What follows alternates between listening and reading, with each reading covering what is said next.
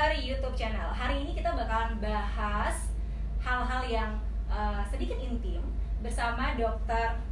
Refla Sarif SPKK. Kita yang ceria ya kan. Halo Dok, apa kabarnya nih hari ini? Kabar baik. Oke, hari ini kita mau bahas nih, mungkin pemirsa juga pengen tahu banget tentang daerah-daerah kewanitaan pada perempuan. Oh iya, kewanitaan ya Dok, pasti perempuan. Hari ini rame banget Dok, aku punya banyak pertanyaan yang memang diajukan ke kita nih dari tim For Her, dari para klien-klien atau orang-orang yang memang bertanya ke For Her tentang daerah kewanitaan. Dan kebetulan dokter di sini, jadi langsung aja kita tanya-tanya. Yang pertama nih Dok, ada yang tanya, keputihan yang berbahaya itu seperti apa sih Dok? Serem. Perempuan itu memang paling sering keputihan. Nah, keputihan yang berbahaya itu seperti apa Dok?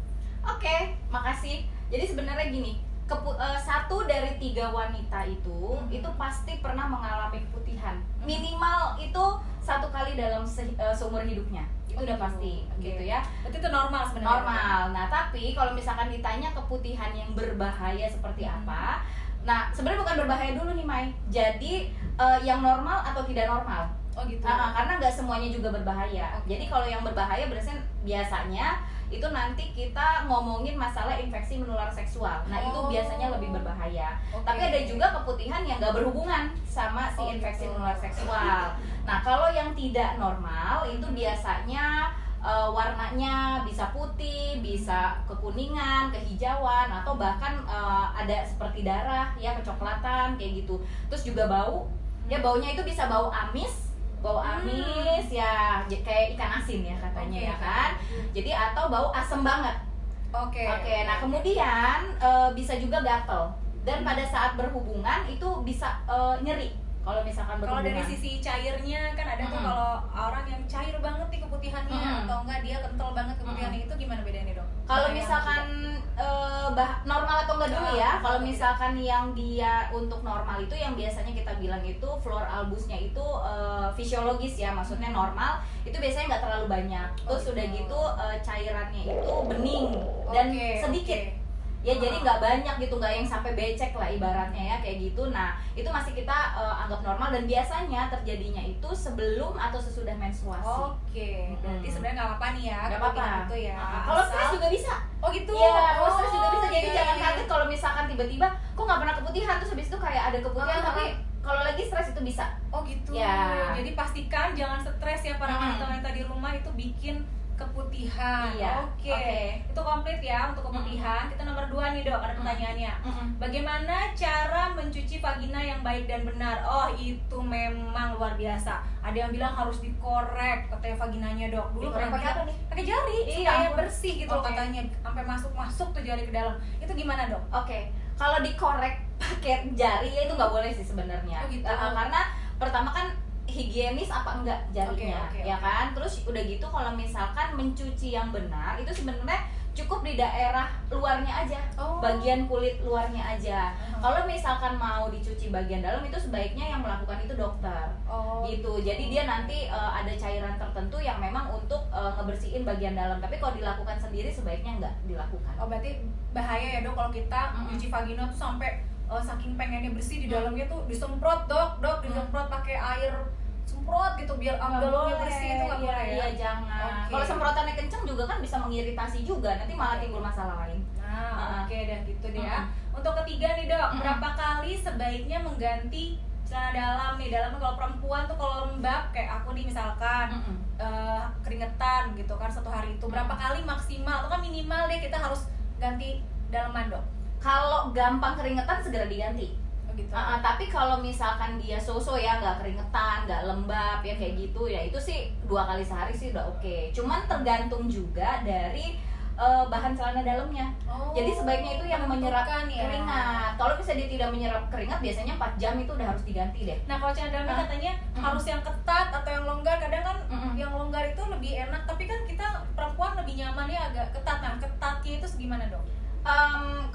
Nah itu ya, kalau misalkan kita ngomongin masalah pemakaiannya kan estetik, memang bagusnya malah ketat, terus bahannya juga licin, terus jadi nggak ceplak ya kalau misalkan pakai celana atau rok ketat gitu ya. Tapi longgarnya itu ya jangan longgar-longgar banget, ketatnya juga jangan ketat-ketat banget, pas lah. Jadi memang fit gitu di badan, dan itu memang sebaiknya kalau mau pakai celana dalam yang cantik-cantik ya itu ya pada saat opsional aja di saat ya occasional ya diperlukan gitu. gitu. Kalau diperlukan tuh catat. Kalau diperlukan boleh lah ya. Tapi kalau untuk kesehatan dijaga celana dalamnya. Ya, betul. Digantinya lebih sering kalau lebih sering keringetan juga. Terus kalau yang keempat nih dok, biasanya ini memang sekarang lagi ngetren banget nih menstrual cup, tampon. Nah kalau untuk menurut dokter mana yang lebih aman dan baik untuk daerah kewanitaan? Pembalutkah, tamponkah, atau menstrual cup kah? Oke. Jadi sebenarnya ketiganya ini dia punya kekurangan dan kelebihan. Oh gitu. Kalau kayak misalnya pembalut ya kita yang pertama. Kalau pembalut itu ada beberapa orang yang kulitnya sensitif, itu juga pembalutnya itu sebaiknya jangan yang ada bahan nilonnya, yang kayak gitu karena nanti malah bikin iritasi. Jadi itu mesti dicari betul tuh yang mereknya dia ada nggak nilonnya atau ada nggak bahan pemutihnya. Nah itu nanti kan kelihatan tuh dia biasanya di merek-merek tertentu tertulis. Nah kalau misalkan untuk kenyamanan itu kan beda ya, orang beda-beda ya. Nah tapi kalau misalkan kita mau bilang mana yang lebih aman sebenarnya sih oke aja semuanya, tergantung dari kenyamanan. Tapi kalau tampon dia kan bentuknya biasanya kan kayak kapas kasa gitu. Nah itu sebenarnya risiko infeksi itu lebih besar. Tapi tentu kalau misalnya diganti, kalau misalkan udah penuh itu diganti ya oke gitu. Kayak pembalut aja itu kan diganti sebaiknya kan 2-3 jam sekali. Oh gitu. Kalau lagi banyak-banyaknya bukan biasanya kan mandi pakai nanti besok sorenya mandi. Nah kalau kelamaan nih di jalan apa terus kelamaan pemakaiannya itu bisa iritatif, bisa mengiritasi gitu. Dan lagi pula kan jadi lembab. Nah nanti itu bisa mengganggu flora vagina juga gitu. Kalau si cup, nah kalau cup ini sebenarnya kan nggak semua orang nyaman kan. Nah tapi dia risiko infeksinya itu biasanya lebih kecil gitu. Ya tapi ya nggak selalu orang nyaman kan, nggak semuanya mau pakai cup atau tampon gitu. Ya itu sih. Jadi ada plus minusnya gitu. Berarti bisa disesuaikan ya sama kebutuhan wanita-wanita Indonesia. Betul. Terus yang kelima nih dok, untuk rambut kelamin nih dok, kalau perempuan gitu kan, ada yang suka dicukur habis gitu di wax, ada yang suka lebat kayak di sini tulisannya kayak hutan Sumatera dok, ya ampun. Siapa ini yang nulis ya? Nulis ini ya, tolong deh kayak hutan Sumatera dok, katanya saking dia merasa bahwa enggak kok lebih nyaman dengan lebat atau tiba-tiba lebih nyaman dengan cukur. Sebenarnya kalau menurut kesehatannya dari sisi kedokterannya misalkan itu lebih bagusnya itu memang ada atau tiada itu si rambut-rambut di. Kalau dari sisi medis sebaiknya ada. Cuman memang jangan banyak banget. Karena kalau banyak banget kan dia risiko untuk lebih berkeringat, lebih lembab itu kan akan lebih banyak. Jadi mungkin kayak ditrim aja. Tapi kalau kita bicara masalah mau wax atau mau cukur itu kan sebenarnya untuk secara estetika untuk menghilangkan bulu kan. Nah, dua-dua itu sebenarnya ada risiko untuk muncul iritasi. Kalau munculnya iritasi, nanti dia akan bisa lebih hitam. Nah itu memang tuh. Jadi kehitaman pada daerah itu tuh salah satunya disebabkan itu dong. Bisa, pemakaian pembalut juga kalau yang memang iritasi, pokoknya kalau ada iritasi di kulit itu nanti bisa dia bikin hitam. Nah kalau mau hilangin bulu itu sebenarnya lebih bagus itu pakai IPL. Jadi memang kita targetnya itu ke bulu supaya tumbuhnya itu bisa matiin kelenjarnya atau tumbuhnya itu sangat halus sih. Gitu. Ya dibanding wax atau cukur. Jadi memang sebenarnya sebaiknya ada, tapi tidak banyak. Iya. Lebat-lebat banget. Iya, gitu benar. Ya. Nggak sampai kayak hutan banget lah ya. Aduh serem banget sih, saya langsung ngebayangin tuh dok. Bagaimana itu kayak hutan Sumatera gitu kan. Oke, nomor 6 nih dok. Sebenarnya apa yang menyebabkan adanya aroma tidak sedap pada vagina? Aduh itu udah jadi bahasan para pria-pria dan wanita-wanita di luar sana yang bikin semua kadang kita ngerasa nggak nyaman banget sama. Tapi sebenarnya di daerah kewanitaan itu memang harus tidak bau sama sekali atau memang harus ada aromanya deh di daerah situ, gimana dok? Sebenarnya kalau ya bagusnya memang nggak ada bau. Nggak ada banget. Nggak ada banget. Harusnya gitu? iya. Kalau misalnya dia ada bau berarti dia ada lembab, mungkin terlalu berkeringat atau misalnya dia ada infeksi namanya bakterial vaginosis, itu karena bakteri itu baunya amis. Jadi kayak ikan asin.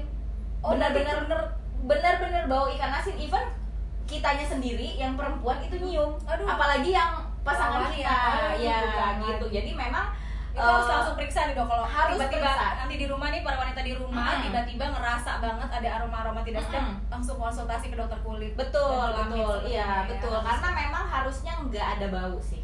gitu normalnya gitu ya. Oke, jadi nggak ada bau, jadi aduh harus dijaga banget memang para wanita nih emang ya.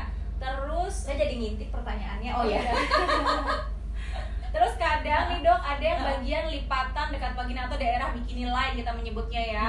Daerah situ terus tiba-tiba areanya hitam. Kita udah bahas tadi di atas. Ya, salah salah satunya kenapa? Nah itu kenapa sih dok? Terus gimana caranya supaya kita daerah bikini line itu cantik gitu warnanya dok? Biasanya itu keluhannya para perempuan, nggak pede, insecure cuman karena daerahnya itu warnanya cenderung lebih gelap dari daerah-daerah lain. Gimana dok sebenarnya? Oke, sebenarnya itu daerah anogenital ya namanya. Jadi daerah genital dan sampai ke bagian belakang itu pada orang-orang Asia memang akan relatif lebih gelap. Oh gitu normal sebenarnya. Normal. Jadi nggak apa-apa nih kalau misalkan agak-agak gelap. Ya nggak apa-apa sebenarnya. Gitu. Normalnya memang normal seperti itu, cuman kan kalau misalkan dia terlalu kontras sama warna kulit yang di sebelahnya kan jadi nggak bagus kan secara estetik.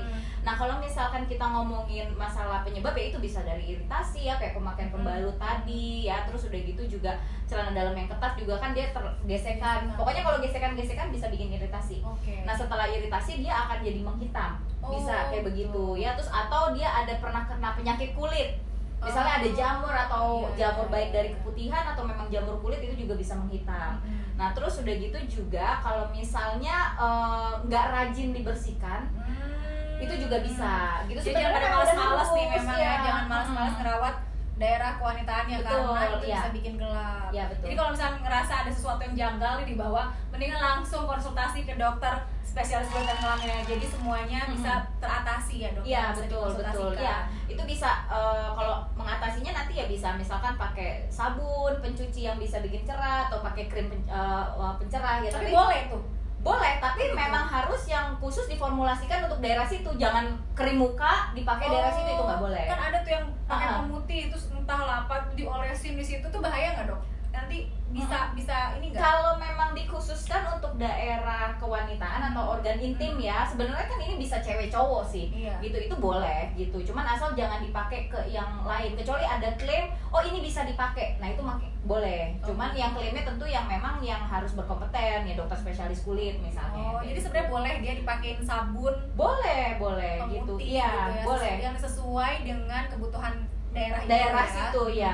Jadi nggak boleh sembarangan ya dok ya. Jangan sembarangan tiba-tiba pengen mutihin daerah bikini lainnya pakai segala macam, itu jangan. Lebih baik konsultasi dulu ke dokter spesialis kulit kelaminnya nanti biar diarahkan kita pakainya bagusnya pakai apa ya dok ya.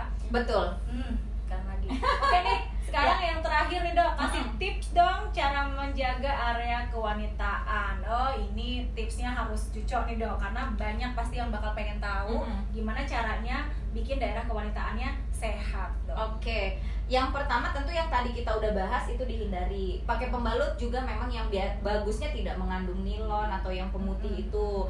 Nah terus pakai celana dalam juga jangan terlalu ketat atau celana ini loh, main celana jeans gitu kan, karena juga bisa gesek-gesekan juga kan.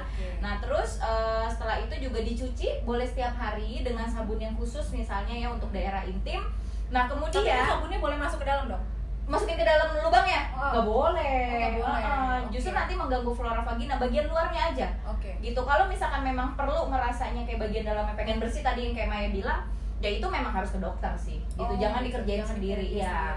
Nah terus kemudian ya kalau misalnya mau cukur-cukur atau apa ya memang sebaiknya saya saranin mending lakukan IPL treatmentnya. Jadi jangan wax dan jangan dicukur. Once in a while boleh lah. Kalau misalkan pengen show gitu ya, boleh sekali-sekali ya gitu ya.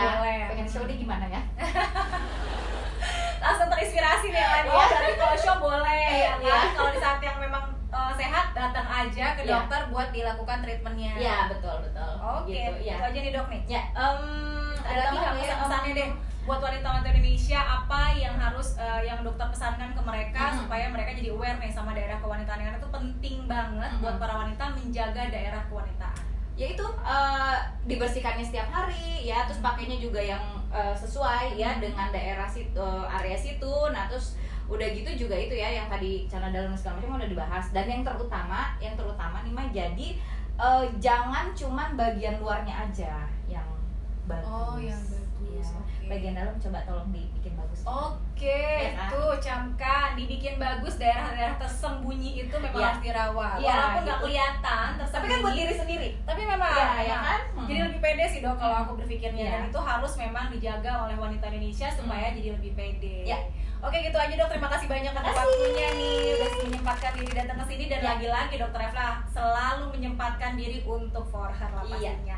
Terima kasih buat semua wanita Indonesia yang udah menonton For Her YouTube channel. Lain kali kita bakal bahas lagi yang lebih seru lagi, dan jangan pastikan subscribe juga lah. Komen kalau ada pertanyaan, nanti bisa bikin sesi pertanyaan lagi ketemu lagi sama Dr. Efla di lain kesempatan. Oke, kalau gitu terima kasih banyak dan sampai jumpa lagi di For Her YouTube channel.